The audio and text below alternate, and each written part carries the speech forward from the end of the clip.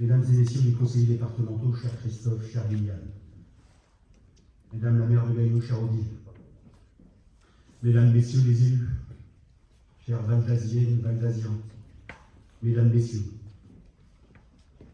après 2 années particulières de restrictions dues à la pandémie, qui ne nous ont pas permis de nous réunir, les élus du Val-d'Azay et moi-même sommes très heureux de renouer avec la traditionnelle cérémonie des vœux et de vous accueillir ce soir pour dresser le bilan de l'année 2022 et vous faire part des futurs projets de la commune pour 2023. En effet, nous sommes élus depuis mars 2020 et nous n'avons jamais pu organiser cette cérémonie suite aux différentes crises du Covid. La vie de la commune ne s'est pas arrêtée pour autant. Mais les perturbations ont été nombreuses et le travail des agents a été bien perturbé. Je les remercie pour leur effort qu'ils ont tous fourni pendant cette période afin de maintenir le service public auprès des habitants. Je profite de cette occasion pour vous présenter les adjoints et les conseillers municipaux délégués de la commune qui m'entoure. Jean-Marie Lejeune, maire délégué de Sainte-Barbe-sur-Gaillon, premier adjoint à l'urbanisme et aux travaux et vice-président de l'agglomération Sénor aux finances. Sandrine Calvario, maire délégué de Vieux-Guillet. Fanny Papy, deuxième adjointe à la mobilité et à l'environnement. Thierry Jarry, troisième adjoint aux finances. Jacqueline Benoît, quatrième adjointe aux affaires scolaires. Bruno Thierry, cinquième adjoint à la culture et à la communication. Excusez, il est parti faire son petit coucou habituel à la princesse de Monaco. Paulette Roussel, sixième adjoint au social, logement et jeunesse. Michel Grillat, septième adjoint au sport et aux associations. Sylvie Pain, huitième adjointe à la sécurité et prévention. Jean-Claude Legendre, neuvième adjoint aux seniors, fêtes et cérémonies. Marcel Dartois, conseiller municipal délégué au marché public, excusé. Nadine Pinson, conseillère municipale déléguée au social.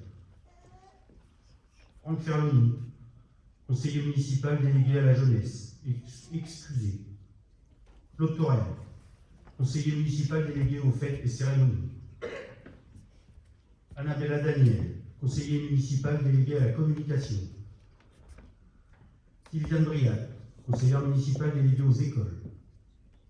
Gilles Blondel, conseiller municipal délégué au sport, associations et seniors. Ce soir, j'évoquerai dans un premier temps les travaux réalisés en 2022, puis les actions menées par la commune pour les habitants en 2022, les interventions de notre agglomération et enfin les projets 2023. Tout d'abord, la commune a réalisé de nombreux travaux en 2022 dans les écoles. La réfection de la cour de l'école du Grand Charlemagne a été effectuée pour un montant de 184 000 €, avec la mise en place de jeux pour les enfants, d'abris pour les vélos et la gestion des eaux pluviales. Le cheminement qui dessert le petit Charlemagne a été repris et mis aux normes pour les personnes à mobilité réduite. Les services techniques de la ville ont repeint 5 classes, une cantine et une garderie. De septembre à décembre 2022, la commune a réalisé des travaux d'un montant de 180 000 € pour mettre en accessibilité les bâtiments communaux suivants. Autour de la mairie, réalisation de cheminement aux normes depuis la rue Saint-Fiacre. Création d'une nouvelle rampe répondant aux normes d'accessibilité devant les locaux de la police, la salle des mariages et l'entrée de l'école des Prunus. Devant le gymnase Saint-Fiacre, création d'une place handicapée. Et à l'école du Chaboté, à la médiathèque Jean-Luc Réchère et à la salle Pierre-Mondy, remise aux normes des cheminements piétons. De plus, nous avons travaillé en 2022 sur le projet de réhabilitation et d'extension de l'espace culturel où nous sommes réunis ce soir. Le projet de 2,2 millions € de travaux consiste à l'isolation par l'extérieur du bâtiment pour le rendre conforme aux normes BBC. Vu le contexte actuel, cela s'impose au regard de la très forte et brutale hausse des coûts de chauffage subis par la commune en 2022. En complément, nous allons réorganiser le bâtiment avec l'aménagement d'une salle annexe et la reprise du hall d'entrée. Les marchés ont été attribués fin 2022. J'en profite pour remercier l'équipe de l'espace culturel pour l'accueil de ce soir et pour la programmation de la saison culturelle qui contribue au rayonnement de la commune. Au cours de l'année 2022, nous avons également finalisé le projet de reconstruction du snack park sur le Crapa. Le futur bâtiment sera mieux intégré dans l'environnement pour proposer aux usagers un service de restauration rapide et des toilettes publiques adaptées aux normes actuelles. Les travaux portés par la commune, pour un montant de 235 000 € environ, verront démarrer dans les prochains mois pour une durée de 5 mois environ. Cela permettra de rendre cet espace encore plus agréable à vivre pour tous les habitants qui le fréquentent. La médiathèque a vu le renouvellement de son mobilier en septembre 2022 pour un montant de 27 000 €, afin de créer des espaces de cocooning où chacun, invité à se détendre et à y rester quelques instants, ou pour venir profiter des nombreuses animations proposées par les agents de la médiathèque tout au long de l'année. En 2022, la commune a poursuivi son action au service des habitants. La numérotation et la dénomination de certaines voies de notre commune ont été modifiées. Depuis la création de la commune nouvelle au 1er janvier 2016, un travail a été mis en place pour supprimer les doublons sur les 3 communes historiques. Suite à un audit réalisé par la Poste, un certain nombre d'anomalies ont été identifiées et nous avons travaillé à les supprimer. Cela a eu pour conséquence le changement de nom de rue et la renumération de certaines autres. Le but était de permettre à tous les habitants d'avoir une adresse bien distincte, en particulier pour les services d'urgence, et de leur éviter de perdre du temps, mais également limiter les erreurs de livraison et vous permettre d'avoir la fibre sans problème.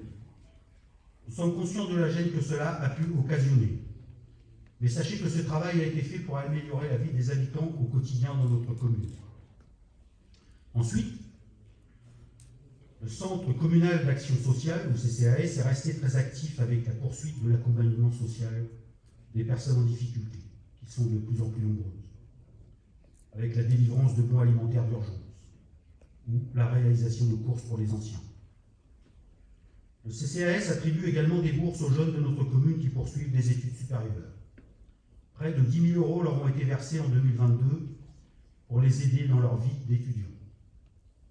Face au contexte international, la commune n'est pas restée sans agir, avec l'accueil d'une famille ukrainienne dans un logement communal, et a attribué un don de 3 500 € en mars 2022 au fonds ministériel pour soutenir les actions humanitaires en Ukraine. La commune poursuit ses actions auprès des seniors. Nous avons pu renouer en décembre dernier avec le repas des anciens, où pas moins de 200 convives ont partagé un excellent moment de convivialité et d'échange. De plus, 570 colis de Noël ont été livrés aux seniors par les élus de la commune. Les activités sportives et du chant sont proposées aux anciens dans les locaux de la résidence des personnes âgées et Montbriard.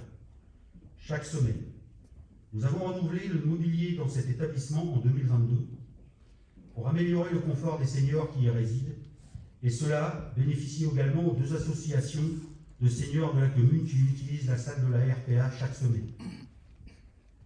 Dans les écoles, la commune a mis en place le repas à 1 €, ce qui a permis d'augmenter le nombre d'enfants qui fréquentent nos cantines. Malgré l'augmentation du coût, les repas de 13% en 2022, les élus du conseil municipal ont décidé au printemps dernier de ne pas augmenter les repas pour les familles. Notons également que l'heure de fermeture des garderies du soir a été prolongée de 15 minutes jusqu'à 18h45 pour les parents qui travaillent. D'autre part, suite à un sondage réalisé auprès de la population au printemps 2022, un nouveau marché a été mis en place le dimanche matin dès fin mai 2022. Aujourd'hui, une quinzaine de commerçants sont présents chaque dimanche.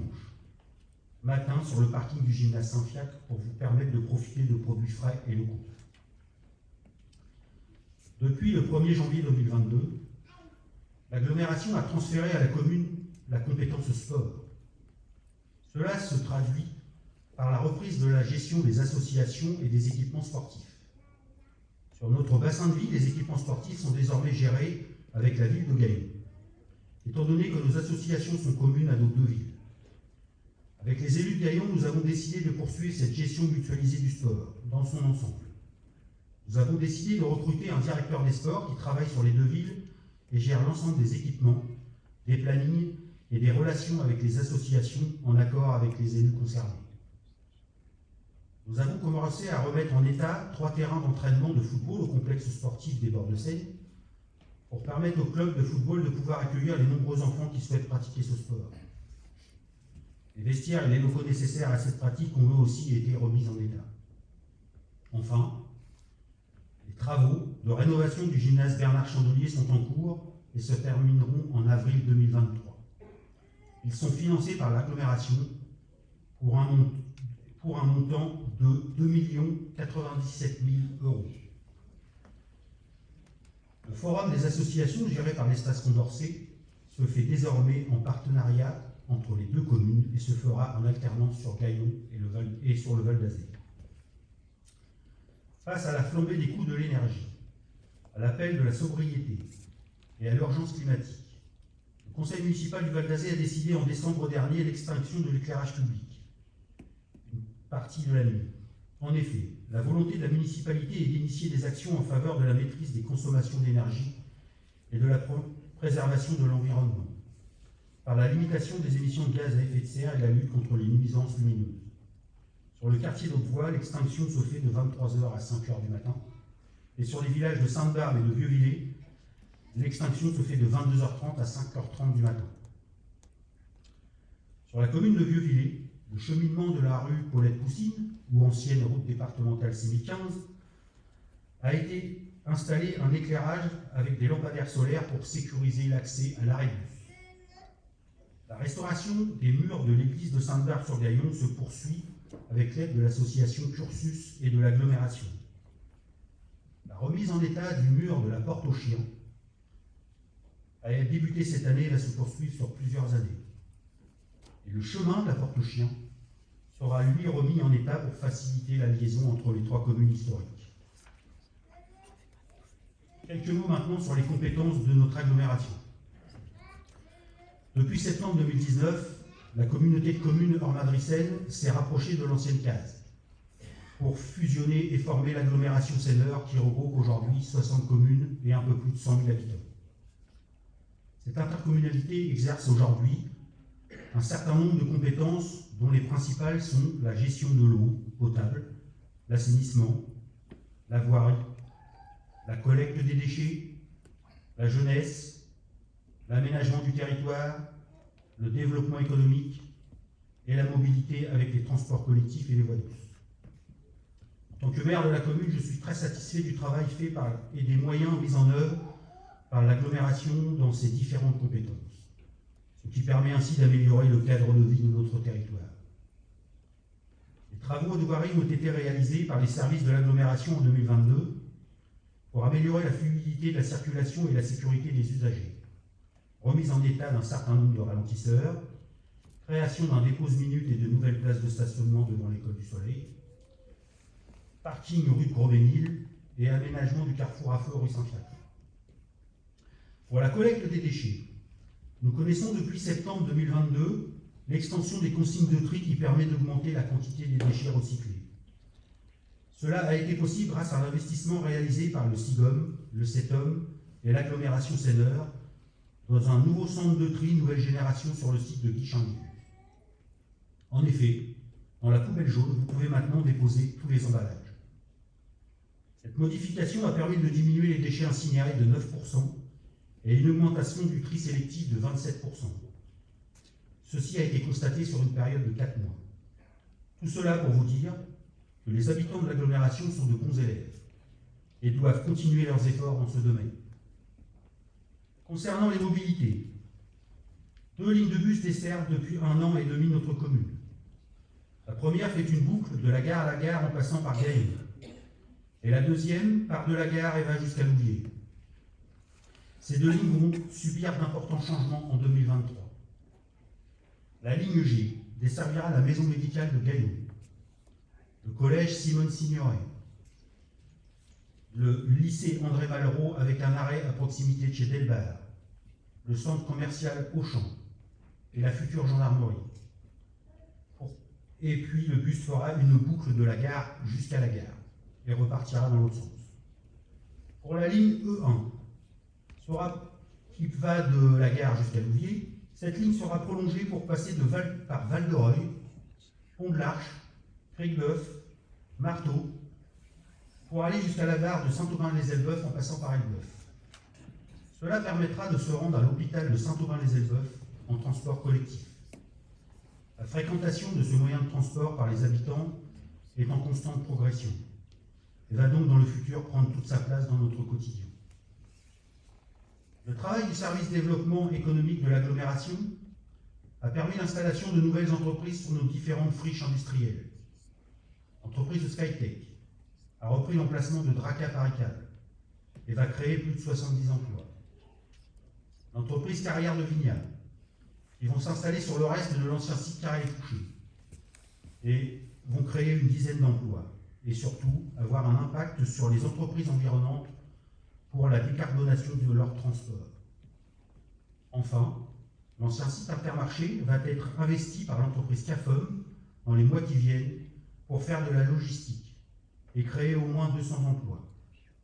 Pour finir, le château de Tournebu va retrouver une nouvelle vie avec l'implantation en 2023 d'une entreprise qui travaille dans le domaine des métiers d'art. Maintenant, quelques mots sur les projets communaux 2023. L'école maternelle du Chaboté, qui accueille actuellement 130 enfants, ne dispose pas de préau dans sa cour de récréation. Aussi, il est prévu la construction d'un préau dans la cour d'école pour un budget global de 100 000 €. D'autre part, la commune prévoit de lancer en 2023 le projet d'extension de la salle des fêtes de Vieux-Villers, avec la création d'un hall d'accueil, de vestiaires et de l'aménagement d'un parking de 16 places pour un budget global de 318 000 €. L'objectif principal est de pouvoir accueillir dans les meilleures conditions les utilisateurs de cette salle et de limiter les nuisances sonores pour les voisins. Il est également prévu de construire en 2023-2024 de nouveaux locaux pour le Centre communal d'action sociale, afin de mieux accueillir le public et d'améliorer l'accompagnement social. Le projet consiste en la réalisation d'une extension de bureaux à proximité des locaux de la résidence des personnes âgées et non-bliards pour un montant de 405 000 €. Notre couverture en matière de défense incendie est satisfaisante avec un taux de 94%. Il convient cependant d'améliorer avec l'installation de 13 nouvelles bornes à incendie ou bâches en fonction des contraintes techniques. Le montant total des travaux réalisés en 2023 est estimé à 65 000 €. L'agglomération porte aussi la compétence des bassins versants et nous a proposé un projet d'aménagement dans cette plaine traversée par le Rue du Hazet pour rendre ce lieu plus agréable et à vivre tout en limitant les risques liés aux inondations. Il est prévu de refaire des légers méandres sur le cours d'eau, de replanter des arbres le long de celui-ci, de créer une arc pédagogique pour les écoles et de réaliser un cheminement le long du rue pour ensuite relier la gare au château de Gaillon par cet espace naturel. Nous souhaitons créer aux abords de ce rue quelques emplacements supplémentaires pour les jardins familiaux qui comportent déjà une liste d'attente. Le projet de restauration du château porté par l'agglomération avec l'aide de l'État, la région, le département, va s'accélérer au cours des années qui viennent. La commune du Val d'Azé est pleinement associée à ce projet car nous partageons, avec la ville de Gaillon, les jardins et les bois qui constituent le parc du château. Dans un premier temps, les bâtiments qui forment la cour intérieure vont être restaurés et ensuite les travaux porteront sur les jardins et les autres bâtiments. Le programme partenarial Petite Ville de Demain, PVD, a été lancé par le gouvernement jusqu'en 2026 et serait être un véritable levier de redynamisation territoriale, de consolidation d'initiatives locales au service des communes de moins de 20 000 habitants, en leur donnant les moyens de concrétiser leurs projets de territoire. Ce programme constitue une véritable boîte à outils au service des territoires dans le cadre du plan de relance et de la conduite des grandes transitions économiques, écologiques et démographiques. Aussi, une convention cadre et un plan d'action ont été signés mi-décembre 2022 entre l'agglomération Seine-Nord, l'État, le département de l'Eure et les communes du Val d'Azé, de Gaillon et de Pont-de-l'Arche, qui sont les 3 communes de l'agglomération retenues au titre du programme PVD. Depuis l'automne 2021, un travail important a été initié par les élus du Val d'Azé et des études ont permis d'identifier les enjeux et les problématiques du territoire. Début 2022, le bureau d'études Champs Libres a été missionné par l'agglomération pour réaliser une étude urbaine sur la commune permettant de répondre aux enjeux et de proposer un plan d'action et une véritable feuille de route pour les années qui viennent. Ce plan stratégique se décline autour de 3 axes. Le premier axe, transition et résilience. On retrouvera dans cet axe des projets comme la rénovation énergétique des bâtiments communaux, une étude relative à l'extension d'un réseau de chaleur, un plan de gestion de l'éclairage public, les travaux du rue du Azé, le développement et la valorisation des cheminements. Le deuxième axe, bien vivre au Val d'Azé. On retrouvera dans cet axe des projets comme la refonte complète de la rue Maurice Ravel, où nous sommes ce soir, avec sa mise en double sens pour créer une nouvelle ouverture sur le centre-bourg. Le réaménagement de la place Mitterrand, le schéma des mobilités douces, l'extension et réhabilitation du centre culturel, la construction de nouveaux bureaux pour le CCAS, l'extension de la salle des fêtes de Vieux-Villers et le nouveau marché du dimanche matin. Et le troisième axe, activité économique et touristique. On trouvera dans cet axe des projets comme le réaménagement du secteur de la gare, les aménagements des jardins du château de Gaillon, l'étude du site économique de contrat de plan interrégional État-région, la création d'un site sur les métiers d'art au château de Tournemire. Une réunion publique de présentation de ce programme PVD aura lieu au premier trimestre de cette année. Pour conclure, mon propos a peut-être été long, mais il me semblait essentiel de vous informer des nombreuses actions menées par la commune en 2022 et des projets envisagés pour 2023. Même si le contexte national et international reste compliqué et anxiogène, la commune n'est pas seule. Elle évolue dans un environnement qui n'est pas aussi défavorable que certains le disent. En effet, notre façon de voir les choses dans les années futures sera différente. Le raisonnement dans les investissements et la façon de faire fonctionner nos collectivités se fera différemment. Et je l'espère, la mutualisation et la collaboration devraient être plus importantes pour pouvoir continuer à améliorer le cadre de vie de nos concitoyens. Je tiens à remercier tous les agents de la collectivité pour leur travail et leur engagement pour proposer aux habitants un service public de qualité. Je tiens aussi à remercier sincèrement tous les élus de la majorité qui travaillent avec moi chaque jour pour mener à bien les projets de la commune pour lesquels nous avons été élus.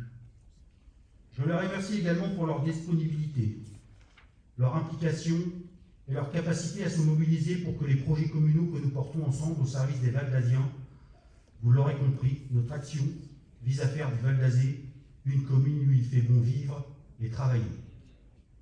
Pour conclure, je vous souhaite à tous et à toutes, ainsi qu'à vos proches, une belle et heureuse année 2023. Qu'elle puisse vous apporter la réussite dans vos projets et la réalisation de vos désirs et souhaits. Portez-vous bien et bonne année. Merci pour votre attention.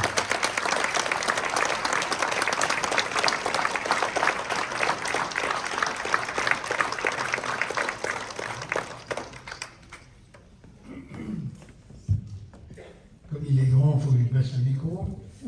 Il peut, s'il y arrive, voilà, oui. Madame la conseillère départementale, chère Liliane, monsieur le maire, cher Philippe, mesdames et messieurs les élus de Val d'Azé, élus des autres communes du territoire, c'est avec beaucoup de plaisir et une certaine émotion que je me retrouve avec vous ce soir dans cette salle. En effet, en 2017, je crois, on a tenu notre première réunion entre les élus de Eurmedrissen et les élus de la case pour dire qu'est-ce qu'on peut faire ensemble, est-ce que ça fait du sens, est-ce que c'est bien de se réunir. Il y a eu une véritable déclaration d'amour de Madrissane qui dit on veut venir avec vous à la case, et puis les élus de la case qui disaient ben, on est bien comme ça, est-ce qu'on accueille d'autres communes? Et on l'a fait avec beaucoup de plaisir. Et je dois dire que c'est vrai que depuis 2019, c'est un vrai bonheur de travailler ensemble. C'est un vrai bonheur de travailler avec vous, les élus de Val d'Azé, de Gaillon, des Trois-Lacs et aussi de Saint-Pierre-la-Garenne. Je n'oublie pas Saint-Pierre-la-Garenne. Bref, tout le territoire. Et on essaye de faire les choses intelligemment, de les faire de façon très pragmatique. On a tous nos idées, mais on a en commun le souci du bien commun, justement, de construire des choses qui vont permettre eh bien, d'être un territoire où chacun pourra s'épanouir, un territoire où on pourra s'épanouir collectivement également, faire des choses ensemble qu'on n'aurait jamais pu faire si on avait été séparés. Et donc ça, c'est vraiment un vrai bonheur. En plus, j'ai la chance d'avoir un vice-président aux finances, Jean-Marie Lejeune, qui est là pour tenir les boulons, ce qui est toujours, parce qu'on a toujours plus d'idées que de budget, il faut faire des choix. Mais voilà, donc c'est un vrai plaisir de travailler avec Philippe, avec Odile, avec Liliane, avec Joris et tous les élus, et puis et les entreprises aussi. Et donc, un mot très court, de dire qu'effectivement, ensemble, on fait des choses qu'on n'aurait jamais pu faire tout seul. L'agglomération ne peut rien faire si les communes ne portent pas les projets, si elles ne sont pas, si on ne travaille pas la main dans la main. Et c'est d'autant plus facile de faire de beaux projets ensemble que les communes, effectivement, participent, ont des idées, et puis on peut effectivement les aider. Alors, très court, domaine du développement économique, effectivement, Val d'Azé, son passé industriel est très fort, très lourd. On fait des choses intéressantes ensemble. L'aménagement en bord de Seine, eh bien, d'un port va permettre de reporter sur le fluvial eh bien, des transports qui se faisaient avant sur la route, de décarboner, comme on dit, nos activités et nos mobilités. Ça va permettre de créer des emplois durables, etc. Il y a tout le domaine du développement touristique, effectivement, avec les merveilleux jardins qui vont ressortir de terre. Ils sont déjà bien en terre. D'ailleurs, il y a des maraîchers qui s'en occupent. C'est bien aménagé. Avec le projet du château, effectivement, l'État nous a fait avoir confiance pour donner la vie et remettre beaucoup de vie dans ce château. L'État qui l'a sauvé de la ruine. Philippe me disait qu'il se souvenait beaucoup d'ailleurs, je pense, de Gaillonnet et de Bavien, oui. Je cherchais le mot pour Valdazien. Se souviennent d'avoir crapahuté dans le château, dans les ruines du château. Certains avoir ramené des poutres, non, enfin bon, voilà. Bon, mais l'État l'a sauvé, donc c'est superbe, a préservé les jardins, donc maintenant on va faire quelque chose de bien. Ensemble, on travaille toutes les semaines sur les projets avec le directeur du château. Donc ça, c'est une vraie merveille. Et puis, c'est la vie ensemble. C'est pas un aménagement qui va servir qu'à quelques-uns. Ça va servir à tous. On veut que, d'une part, il y ait des visites guidées qui permettent de redécouvrir l'histoire de ce château prestigieux, mais il y a aussi le conservatoire qui va s'installer dans les lieux avec des beaux concerts, avec une salle, un auditorium superbe. Ça va être des lieux de séminaires, de rencontres, de mariages aussi, voilà, tout ça. Bon, donc tout ça c'est pour 2025. D'ici là, il y a d'autres choses qui vont être faites. Et donc voilà. Je ne sais pas quoi vous dire d'autre. Simplement, vraiment, c'est du bonheur de travailler ensemble. On s'aperçoit qu'il y a des bonnes idées dans toutes les têtes. Il y a aussi un côté terrien, d'élus de terrain qui nous disent toujours ramener à la réalité. Parce que on a souvent des penseurs très brillants qui nous amènent des idées extraordinaires, mais il faut rester proche et que ça profite à tout le monde. Donc voilà, et encore à tous, une très belle année. C'est pas facile, en ce moment, on le sait bien, mais j'ai vraiment la conviction qu'on a en nous ce désir de vivre ensemble, ce désir de partager des bons moments, comme ce soir, et tous les vœux, et encore une fois, bravo aux maires qui organisent ces rencontres, qui permettent de se retrouver. Ça faisait comment, 3 ans, 4 ans qu'il n'y avait pas eu de jeu, enfin c'était, voilà. Donc là, ça fait du bien, se retrouver ensemble, et puis permettre d'échanger, de se soutenir quand c'est un peu plus difficile. Et encore une fois, bonne année, bonne santé, et soyons heureux ensemble.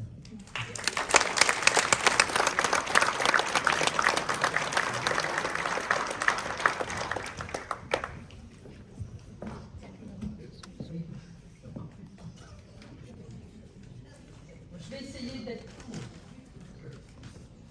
Voilà. Alors, mesdames et messieurs les Valdasiens, cher Philippe, Bernard, Odile, Joris, le conseil municipal, les élus, moi je vais vous parler que du département. Je vais vous dire un petit peu ce que je fais au département. Donc, je représente aussi Christophe, on se partage les communes, c'est-à-dire que là, il est à Eudreville, au Vœu, voilà. Et Cailly après, le pauvre. Donc, voilà, là... C'est bien Cailly. Oui, oui, deux communes le soir, voilà.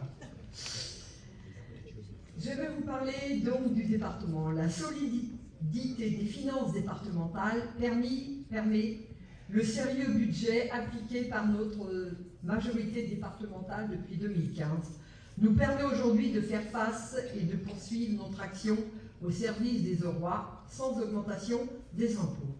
C'est déjà bien. Bien sûr, nous avons une urgence, c'est le renforcement de l'offre médicale. Donc, nous avons créé le plan Ambition Santé. Il n'y a pas de miracle, mais on essaye de faire des choses. Nous avons voté en décembre 2022 2 millions d'euros par an dans la lutte contre la désertification médicale, qui touche de plein fouet notre département avec une quinzaine de dispositifs. Exercice libéral de la médecine, soutien des pôles de santé libéraux ambulatoires, téléconsultation, prise en charge de la gestion employeur de l'assistant médical pour dégager du temps médecin plutôt. Salariat avec la création d'un centre de santé départemental porté par l'hôpital de la Muse.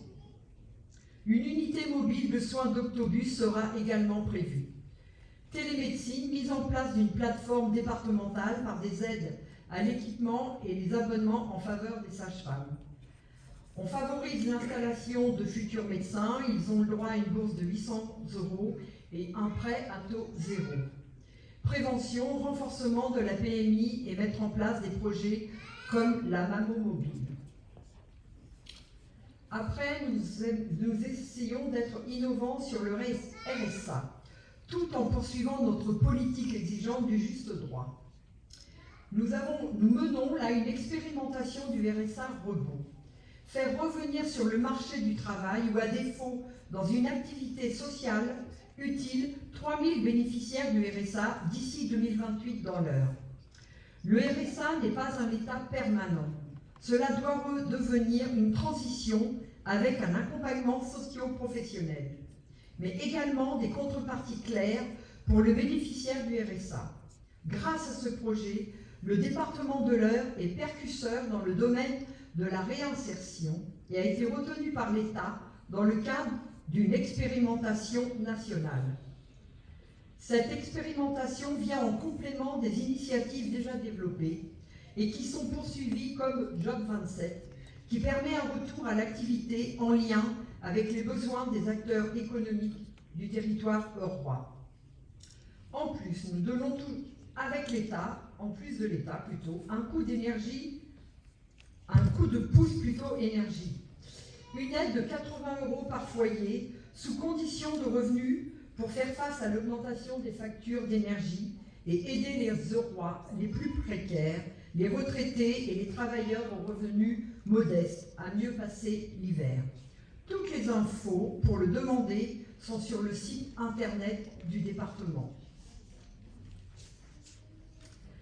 Revalorisation des métiers de la solidarité. Prendre soin de ceux qui prennent soin de nos concitoyens. Parmi les missions du département de l'Eure, la solidarité tient une place à laquelle nous sommes très attachés. Début 2022, un plan d'urgence est consacré à la protection de l'enfance afin d'accélérer le traitement des signalements et à la mise à l'abri via le renforcement du personnel. Le département finance également la revalorisation des salaires des aides à domicile, des salariés des établissements sociaux et médico-sociaux. En tout, c'est un engagement financier qui représente 9 millions d'euros par an qu'a voté la majorité départementale. Cette solidarité, elle se manifeste également par un plan de rénovation de 11 EHPAD subventionnés à 30% par le département. Nos réflexions vont se poursuivre avec l'atterrissage des assises des solidarités. Les assises avaient pour rôle de collecter des informations de terrain auprès des usagers et des acteurs du secteur médical et médico-social pour établir nos politiques sociales en matière d'insertion, aide sociale à l'enfance, au logement, aux personnes âgées et aux personnes à situation de handicap. C'est de cette démarche que vient notre plan Ambition Santé, 2 millions d'euros par an. C'est cette démarche qui vient notre expérimentation RSA Rebond, et c'est de cette démarche que viennent les différentes revalorisations des personnels du médico-social. Et ce n'est pas fini, d'autres mesures étant en cours de réflexion. Les assises de solidarité, nous avons fait des réunions à Bernay, à Évreux, à Louviers, à Vernon, aux Anglys, avec des docteurs, des infirmiers, enfin des aides sociales de toutes personnes. J'étais dedans avec pas mal de personnes du département. Et cet atterrissage, je pense, finira, on aura le résultat, je pense, avant l'été, au mois de mai, juin. Voilà. Maintenant, je vais parler des collèges, enfin, surtout du collège Simone Signoret. Bon, nous avons eu beaucoup de difficultés, malheureusement, mais bon, grâce à Florence Gauthier, qui est vice-présidente du département, qui était là tous les jours avec le département, on a réussi à trouver, mais bon, c'est vrai que le désagrément a duré un long moment, 15 jours. Pendant 15 jours, les enfants faisaient l'école à domicile. Ce n'est pas marrant pour personne, quoi, mais tout est réglé. J'espère que là, maintenant, disons que la rentrée s'est bien passée, que la continuité des travaux va bien se dérouler. Il y en a pour 17 millions d'euros et je pense qu'on va inaugurer ce collège, je ne sais plus, premier trimestre 2024. J'espère que tout va bien se passer maintenant. Et en parlant du collège, le maintien du ticket de cantine à 3,15 € et la seconde contribution à la préservation du pouvoir d'achat des Eurois avec le coup de pouce énergie. Cette mesure coûte 1 million d'euros au département.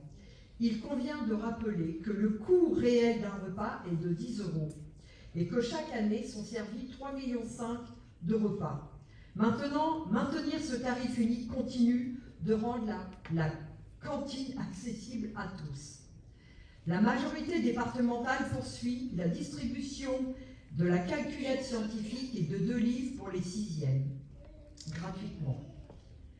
Je vais vous parler maintenant juste des routes départementales, les grands axes les plus sûrs et des routes secondaires mieux entretenues. 5 millions d'euros par an consacrés à l'entretien des routes départementales secondaires, tout en poursuivant la sécurisation sur les grands axes du département.